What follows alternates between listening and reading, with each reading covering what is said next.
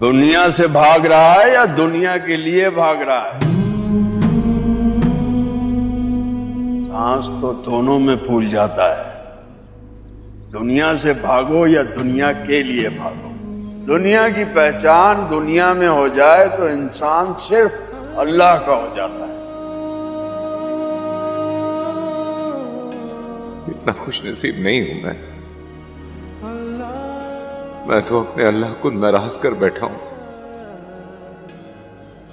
ये भी तो खुशनसीबी है कि इंसान जान जाए कि उसका अल्लाह उससे नाराज है।